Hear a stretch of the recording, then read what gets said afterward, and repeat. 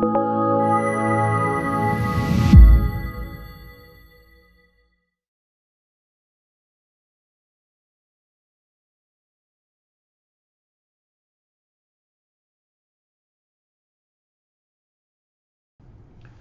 I'm Jacob Hornberger, president of the Future of Freedom Foundation, and this is this week's issue of the Libertarian Angle, the weekly show that brings you the Libertarian Angle on the events that are occurring in the world. I'm joined, as I am every week, by my co-host, Richard Ebeling, who teaches economics at the Citadel there. Richard, welcome back for another round. It's great to be here today with you and our viewers and listeners. Yeah, for those of you that are not really familiar with the Future of Freedom Foundation, we do this show every week. We invite you to come and visit our website. We have a daily FFF publication. We call it FFF Daily. And we've been publishing that for well over 10 years now, and we consider it one of the finest editorial op-ed pages from a libertarian perspective on the internet, free for the asking. We also have a monthly journal called Future of Freedom that we invite you to subscribe to. That's $25 a year or $15 for the email version. And our mission is to present an uncompromising libertarian perspective, uncompromising moral, philosophical, and economic case for the libertarian philosophy. And we do that by talking about current events and showing the morality and practicality of the libertarian philosophy. Richard, let's talk about Syria. That's been in the news. We've got a president who campaigned on the principle that he was not going to ever intervene in the Syrian civil war or Syrian revolution. He criticized President Obama for this. He led some libertarians into believing that he was somewhat of a non-interventionist president. He said that NATO was obsolete. And all of a sudden, we see the president effectively absorbed by the entire national security establishment. He has bombed a foreign country, Syria. Even President Obama never did that. He always justified his attacks in Syria as under the so-called war on terrorism. But here, President Trump sent a direct missile attack against a foreign regime, Syria, a military base there, under the pretense that because the Syrian dictator Assad had supposedly used chemical weapons against his own people, that this somehow justified President Trump to send a message by firing 59 Tomahawk missiles at a Syrian military base. Well, here you have a president that is now doing everything that President Bush did, George W. Bush, President H.W. Bush, President Obama, intervening in the affairs of other countries, bombing, attacking, killing people, and all doing it here because for so-called humanitarian reasons or simply because they want regime change. What's the difference? What's the difference between this guy, President Trump, and the two presidents that preceded him, Richard? Well, in general, I would argue that there is no difference. Only this difference, perhaps I should say. Following 9/11 in particular, George W. Bush made it clear that he was on a determined crusade to attack the forces that he considered to be evil in first Afghanistan and then in Iraq. So he was consciously a foreign interventionist for regime change and government-directed nation building in other parts of the world. Obama used a different rhetoric, but he clearly was willing to intervene. He kept the intervention in Afghanistan. He kept the intervention in Iraq for quite a while. And in fact, there would have been even more troops staying there if the Iraqi government had allowed American forces to have basic immunity from anything that they undertook. And President Obama was the master of drone warfare. He used drone attacks on supposed targets with resulting targets killed, but certainly of innocent civilians as well, in spite of his rhetoric of wanting to keep away from supposedly the neocon type global interventionism. The difference with Trump is that his rhetoric says one thing, at one point. His rhetoric has said another thing at another time, and his actions are in this sense unpredictable, because there is no political philosophy behind his actions. For instance, he said downplay foreign intervention, that he was leery of further intervention in the Middle East, but he guides himself by an expediency and a pragmatism, and I use those terms in non-complimentary ways, that makes it unpredictable. What if Assad were to undertake a similar type of sarin gas attack as he's been accused of doing, and tragically, seemingly, men, women, and children having been killed in that attack? Will he undertake another attack against Syria? Will it involve larger targets? He said that he would prefer that South Korea and Japan defend themselves, even with nuclear weapons, during the presidential campaign. Now, because of the saber rattling coming out of North Korea, he is sending an armada with an aircraft carrier. The Vice President of the United States has been at the demilitarized zone between North and South Korea, and has suggested that all restraints are off, all options are on the table, including preventive attacks, with what consequences that could lead to. So, in fact, there's an erraticness. There's not any guiding principle. It's not about whether you like the principle or not. At least you would know what the principle was to evaluate and judge and anticipate what is going to be done. But he has like a stream of consciousness notion of government policy, and this makes it highly dangerous in terms of what he might do and the unpredictability of it. Yeah, I think there's the erraticism goes deeper, though. I think it's really a structural erraticism that exists within the structure of the U.S. government, that is the post-World War II structure. I mean, let me set forth what the libertarian position is, in case people are not familiar with that. That we oppose any government intervention in foreign affairs. So if there is a dictator doing horrible things to people, we would still not want the U.S. government to intervene, and there's various reasons for that. One is that nobody nominated and elected the U.S. government to be the world's policeman. Secondly, it's always impossible to know exactly and precisely what is going on in foreign countries. For example, here Trump says that Assad his forces committed this chemical attack. Assad's denying that. And we always know that there's a possibility that third parties have done such a thing, and that they're in order to create the justification for intervention.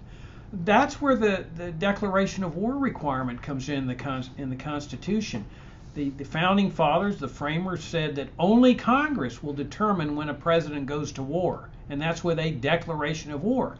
Well, the advantage of that is that Trump would have to come to Congress and say, here is my evidence to establish that Assad really did do this. And the likelihood is that he would not be able to provide that evidence, therefore serving as a barrier for the U.S. getting involved in these wars. So you've got an unconstitutional action here as well. And this effectively was the founding principles of America. No intervening in foreign affairs. Bad things happen in the world. There's tyranny, there's starvation, there's dictatorial conduct. And of course, then the other angle here is the immigration angle, is that our ancestors said, look, this is what we will do for the people of the world. We will not send missiles or bombs or troops to get you out of difficult situations, but our borders are open. If you are able to escape and you're willing to escape, we will accept you without forcibly repatriating you to the land of death and destruction that you fled from. Well, that to me is the ideal here, Richard, that regardless of whether this guy did this or didn't do it, it's no business of the U.S. government. There's also the practical aspect of this, that whenever there is U.S. intervention, inevitably the situation is worse. We see this in Iraq, where they've turned this whole country into a hellhole just because they wanted to get rid of Saddam Hussein. They brought up the whole bogus idea of WMDs. They did the same thing in Libya, an absolute horror there as a result of the regime change operation. They helped instigate this civil war in Syria in Syria. We can see the mess there. And it's also precipitating this crisis in North Korea, where the North Koreans are trying to acquire nuclear weapons. Why? Not to attack the United States, but to defend themselves against the same type of regime change operation that took place in Iraq, Afghanistan, Guatemala, Iran, Chile, and a number of other countries. So what we really need to be doing is looking at this thing from a structural angle. Why is the United States committed to things like regime change, assassinations, including these drone assassinations? And I would argue that it's all rooted in this massive change that took place after World War II, when America was converted from a constitutionally limited government republic to a national security state. Well, let me sort of focus on another theme that some viewers and listeners might then say. I understand what you're saying, Mr. Hornberger, and there have been a lot of negative consequences, both intended and unintended, from American intervention.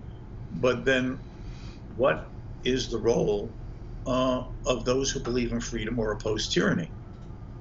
The answer from the classical liberal or libertarian perspective, a complement to your argument about what the U.S. government should not do, is that in a free society, individuals are free to undertake the support of any cause that they choose to do so. If an American believes strongly that there is oppression in Syria due to the actions of the existing Syrian regime, then as a private individual, he should be free and at liberty to go and volunteer to support the oppressed peoples who are choosing to fight against their own government's tyranny. That person should be free to give financial support of either lethal or non-lethal type. But such an American citizen is then on his own if he chooses to intervene personally or financially in the affairs of another country. He should not expect the U.S. government to come to his assistance, nor should he expect other Americans to have to be taxed to support the cause that they may or may not support. It's the same principle in foreign affairs as we talk about in domestic affairs as classical liberals or libertarians. People say, but what about the poor? What about the hungry? What about the needy? The classical liberal response to that is that it is not the duty of the United States government to tax one segment of the population and have their wealth transferred to another under the paternalistic direction and control of bureaucrats and politicians. It's likely to be inefficient and counterproductive as a practical matter, and it is inconsistent with the principle of liberty. But in the free society, it is natural, and in a spirit of benevolence, individuals should be concerned through private charity, philanthropy, civil society, voluntary association, to be concerned with the common affairs of community, neighborhoods, through one's social groups, through one's churches, to show that helping hand for those through voluntary choice and through a network of private action that is likely to be far more effective, both immediately and in the long run. The same logic applies to foreign affairs. If you feel, and others in your society feel, that there are worthy causes to support, it could be a humanitarian feeding of starving people in another land because of natural causes or political hardships in that foreign land, or oppression of the type that I thought. Then voluntarily, individuals should be allowed to get together and associatively serve those causes. But it is inconsistent with liberty, and it is inappropriate direction of government to expect that the government should tax all to support a cause that some or a few, or to be honest, even a majority, may consider right. It's a violation of liberty, taking the wealth and the freedom of some for causes they may not support, and it drags America into wars and conflicts and civil disturbances that have nothing to do with the defense of the rights of American citizens in their own territory, and pull us into the vortex of foreign conflicts. There's an old adage, the friend of my enemy is my enemy. Every time the United States government intervenes anywhere in the world, invariably that intervention requires the United States government to take sides, supporting individual or group X in that foreign country, or supporting individual or group Y in that country. By doing so, you by necessity say you are not supporting, you are opposing, you are resisting the group that is not giving the U.S. government support. And by definition, you become that group's enemy in that domestic country's conflicts, wars, civil wars, and violence. Do not be surprised then if those who view you as giving aid and comfort to their opponents in their country turn against you.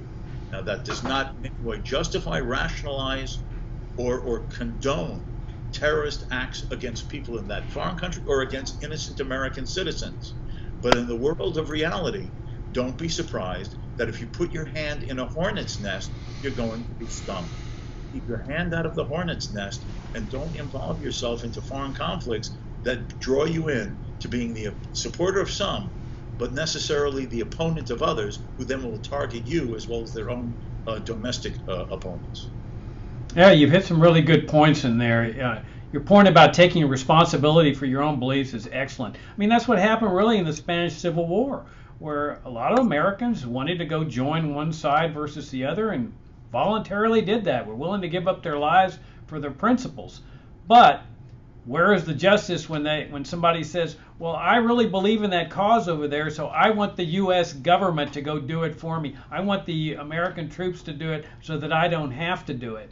And inevitably, when they get involved in these foreign wars, they end up getting in over their heads, and they have to conscript people, enslave people, and going and fighting their wars. I mean, like if you take like the Vietnam War, how many Americans would have voluntarily joined the South Vietnamese army in order to prevent a North Vietnamese takeover? My hunch is that not very many Americans would have said, I'm willing to give my life for that. I'm willing to give up everything I have here in America to go help the South Vietnamese. But then the U.S. government gets involved and they have to end up conscripting people, and 58,000 American men are sent to their deaths for really no good reason at all. And I think your point is really excellent. I think this is the question that every American should be asking. What is the role of government, the legitimate role of government in a free society? That's really the critical question of our era. What should government be doing and what should it not be doing? And I would suggest that once people start reflecting on that and debating and discussing it, they'll realize that it is not the role of government to be going and intervening in the affairs of other countries. And especially, Richard, because as you point out, there's always repercussions when you take one side versus the other. We saw the repercussions in the form of the 9/11 attacks. Before that, the 1993 attack on the World Trade Center, the attacks on the USS Cole. Now notice what they do, though. Whenever there's a retaliation for their interventions, they say, oh no, it doesn't have anything to do with our interventions. The fact that we're killing hundreds of thousands of people over there, it's all because terrorists just hate us for our freedom and values. And of course, terrorists have later morphed into Muslims. And so they try to blame it on something esoteric like that instead of taking responsibility for their interventions. And what the interventions inevitably end up doing, because of this threat of retaliation, is they end up taking away the liberties of the American people themselves. I mean, this is when George W. Bush assumed extraordinary totalitarian-like powers, like the powers to round up Americans, put them in military dungeons, torture them. That was what the Jose Padilla case was all about. That's what that established, the existence of that power on the part of the president. The power to assassinate Americans, that's what the assassination of American citizen Anwar al-Awlaki was all about, which the federal judiciary has upheld. I mean, so then we've got the out-of-control spending, the taxes, the debt. I mean, it brings to mind Madison's fantastic quote, where James Madison, the crafter of the Constitution, says, of all the enemies to liberty, war is the biggest, because it inevitably encompasses all the rest, the taxes, the debts, the bureaucracies, the centralization of powers, the assassinations, the drone assassinations. It encompasses all the attributes of a dictatorial society. And look at it, the United States has been at war for what? 20 years now, 25 years, ever since the Persian Gulf intervention in 1990. It's incredible, Richard. Yes. The fact is that there is an old phrase, perpetual war for perpetual peace. If the United States, if the United States self-assertively takes on the mantelpiece of the policeman of the world, under some philosophic, ideological, or other reason, that it is the duty and responsibility of the United States to be at the barricade of every presumed threat or undesirable force or movement or regime anywhere in the world, then there is no end to America's involvement in foreign conflicts. In other words, let us suppose you ask most of the politicians in Washington, D.C., from the White House down to a congressman, or the bureaucrats in the government departments, especially focusing on foreign policy issues, what part of the world, what region of the world is not in principle within the orbit of America's national interest? In other words, what part of the world would not justify, in general, non-American foreign intervention, political, military, or diplomatic? And you know what the answer is? You'll get none. The world is now the domain and area of influence of the United States. Much of the resistance and criticisms of the U.S. by others around the world are not to American blue jeans, not to American movies, not to American music, which the world has happily adopted, because these are consumer goods that are freely traded and offered to others around the world, and they either buy it and use it or not. What many people around the world resent is that the United States government is attempting to use its influence and ultimately coercive power to determine the direction and form of their political and economic future, independent of the wishes and desires of those people. Now, there are a lot of bad people and bad causes around the world.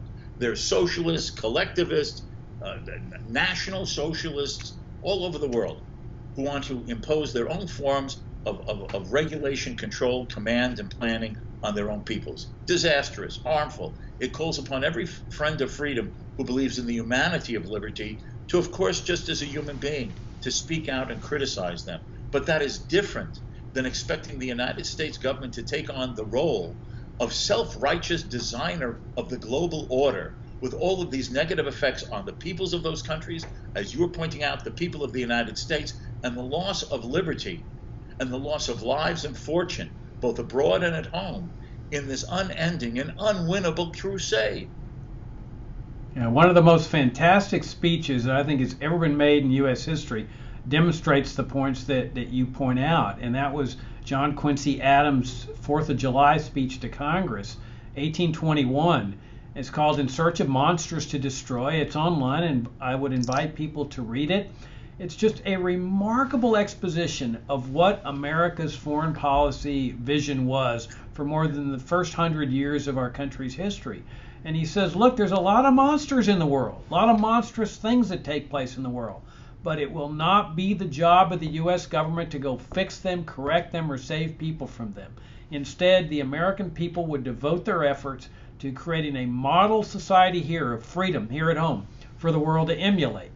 And then, of course, the flip side of that was the open immigration policy that enabled people to escape to the United States. But you mentioned Trump, and Trump's really the epitome of this whole welfare warfare state, I think, Richard. I mean, he's the culmination of what you and I have been opposing since we became libertarians decades ago. And his erraticism and his impulsive nature is really dangerous with these kind of powers. And we see this with Syria, where he just changed on a dime because he saw these babies dying. Now, apparently he's not concerned about babies dying from drone attacks, because there's been a lot of babies that have been dying with those kind of attacks. He's obviously not too concerned about other dictatorships like the one in Egypt, where he just praised for doing a fantastic job, and that's one of the most brutal military dictatorships in the world. Of course, it's a U.S.-supported dictatorship. He also just praised the dictator in Turkey, Erdogan, for this referendum he just won, which is like a Turkish version of the Enabling Act, where Hitler got extraordinary powers because of a crisis environment in Germany. So you've got a man in office that is very likely to start a major war just on impulse, because he gets upset or angry on the spur of the moment. This is especially true when it comes to, as you mentioned, Korea, where you've got another dangerous guy on the other side that you don't know what he's going to do at any time. So you have these two impulsive forces that could really get out of control very quickly, and result in even a nuclear conflagration there in Korea. So again, this is the culmination of a way of life, a governmental structure, a welfare state, a warfare state that we have opposed in the 27-year history of the FFF, where we have called for the restoration of a limited government republic, where you don't have this huge standing army, CIA, NSA, all of which came into existence in post-World War II America. You don't have this foreign policy of empire and interventionism, where you have all these military bases, which, as you point out, people deeply resent. And it's a great point you've made. I've traveled to different parts of the world. My experience is foreigners love America. They love the American people. They just hate the U.S. government and its foreign policy of interventionism. I agree. And you see, the worst thing is that when you have someone who is as erratic as Trump getting into a potential conflict with this dictator of North Korea, you can't be sure what Kim Jong-un will do. How can you trust any guy who has a haircut like him? I think that's the style, Richard. That's what you're dealing with. You don't want to keep sticking the bear. You're poking the bear. Any bear that has a haircut like him, you keep away from. But the fact, but let me sort of take a slight additional complimentary twist to this. You know, I started off my comments after your first remarks about saying that what stands out about Trump is his erraticness, his pragmatism. But at one other level, you could say that Trump is the culmination of all the misdirections of American domestic and foreign policy. Because at one time, America used to be guided by both explicit and implicit principles. The Constitution determines the legitimate and narrow functions of the federal government. The role of government is to secure liberty, not to violate liberty. And that with degrees of imperfection, admittedly, that is how the government more or less operated in many facets of U.S. life.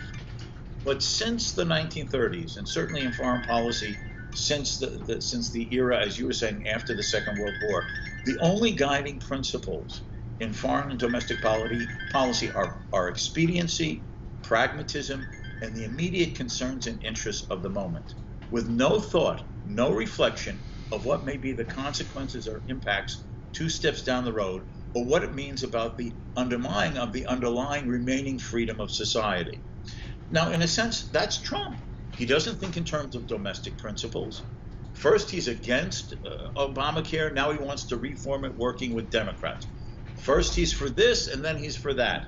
First, he wants to declare China a currency manipulator. Now he loves the Chinese president and wants to just work with China. In a sense, this is the blind, myopic expediency that has led us from one problem and one dilemma and one unintended consequence to another because of no underlying principle. And principles upon which this country was founded, and more or less and admittedly imperfectly, tried to guide the thinking and the policies of this country for at least its first 125, 150 years. So in a sense, Trump is the culmination of a politics of pragmatism and all the dangers involved in it. Yeah, and you and I have been talking about for decades about the dangers of vesting all these totalitarian-like powers in the hands of the president. And the state has always responded to us as, oh, well, no, you can trust the Bush presidents with this kind of power. They're good people. You can trust Obama with these kind of powers. They're good people. And our response was, look, even if that's true, you never want to vest power in an office where you're, well, imagine your worst nightmare, your worst enemy being vested with those powers. And then that's when you decide whether the power should be invested. Not whether your best friend's going to be vested with these powers, but your worst nightmare. And that's really what's happened with Trump.